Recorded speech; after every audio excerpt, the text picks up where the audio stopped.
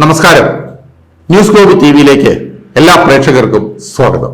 Election സർവേയാണ് നടക്കുന്നത്. കേരളത്തിലെ 20 parliament മണ്ഡലങ്ങളിലും ഫിസിക്കലായും ഡിജിറ്റലായും ഞങ്ങളൊരു സർവേ നടത്തുന്നു.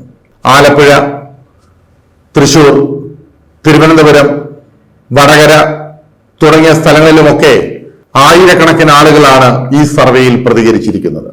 ഇതിന്റെ ഫലം എന്തായാലും സത്യസന്ധമായി തന്നെ വളരെ അടുത്ത നാളുകളിൽ അത് പ്രസിദ്ധീകരിക്കും. ഇനി അതുമാത്രമല്ല, ഇന്ന് നമ്മൾ പോകുന്നത് കണ്ണൂരേക്കാണ്. CPM-ന്റെ കോട്ടയെന്ന് അവകാശപ്പെടുന്ന കണ്ണൂർ കഴിഞ്ഞ ലോക്സഭാ തെരഞ്ഞെടുപ്പിൽ അവിടെ വിജയിച്ചത് കെ സുധാകരനാണ്. കമ്പക്കുടി സുധാകരൻ.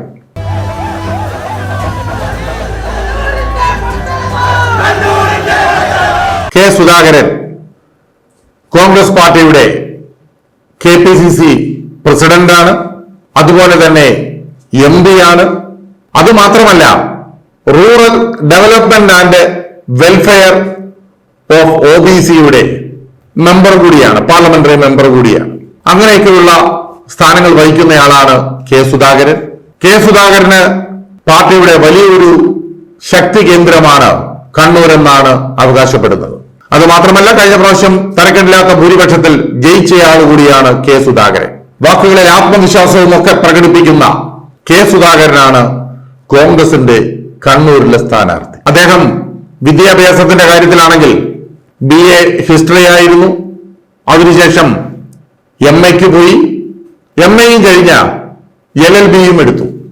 അപ്പോ വിദ്യാഭ്യാസത്തിന്റെ കാര്യത്തിലും സുധാകരന് കുറവൊന്നുമില്ല. അത്യാവശ്യം എന്തെങ്കിലുമൊക്കെ അവതരിപ്പിക്കാനും അല്ലെങ്കിൽ സംസാരിക്കാനും ഒക്കെ കഴിവുള്ള ആൾ തന്നെയാണ് കെ സുധാകരൻ. എന്തുകൊണ്ടും കണ്ണൂരിന്റെ ശക്തനായ ഒരു സ്ഥാനാർത്ഥിയാണ് കെ സുധാകരൻ എന്നാണ് കോൺഗ്രസ് പാർട്ടി വിശ്വസിക്കുന്നത്.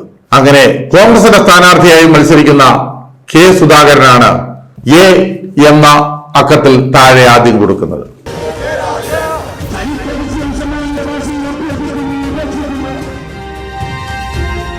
ഇടതുപക്ഷ ജനാധിപത്യ മുന്നണിയുടെ സ്ഥാനാർത്ഥിയായി കണ്ണൂരിൽ മത്സരിക്കുന്നത് MV ജയരാജനാണ്.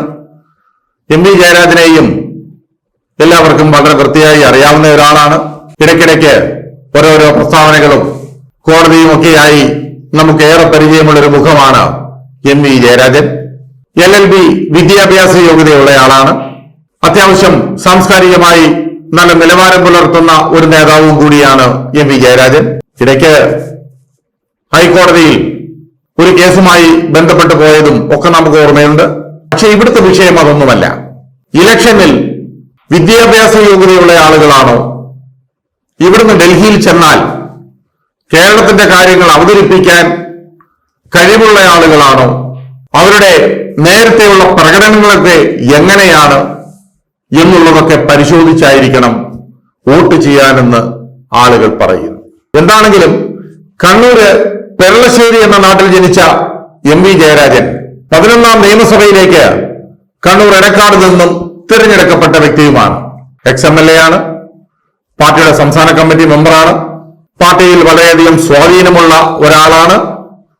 അങ്ങനെയുള്ള MV ജയരാജനെയാണ് B എന്ന അക്കത്തിൽ താഴെ കൊടുത്തിരിക്കുന്നത്.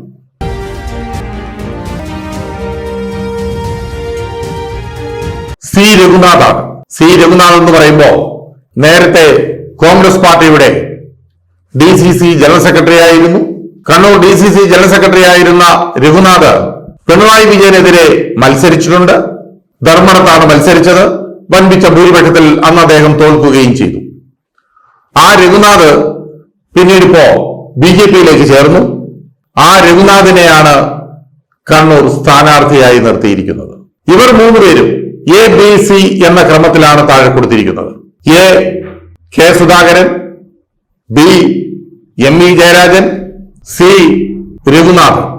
ഈ മൂന്ന് പേരിൽ ആരെയാണോ നിങ്ങൾ തിരഞ്ഞെടുക്കാൻ ഉദ്ദേശിക്കുന്നത്, പ്രത്യേകിച്ചും കണ്ണൂർ ലോക്സഭാ മണ്ഡലത്തിലെ വോട്ടർമാർ, നിങ്ങൾ ആ അക്കങ്ങൾ മാത്രം നിങ്ങളുടെ കമന്റായി രേഖപ്പെടുത്തണം. ഞാൻ ആദ്യം പറഞ്ഞതുപോലെ തന്നെ ഇത് ഡിജിറ്റൽ സർവേ മാത്രമല്ല, ഫിസിക്കലി നമ്മൾ ഈ സർവേ നടത്തുന്നു.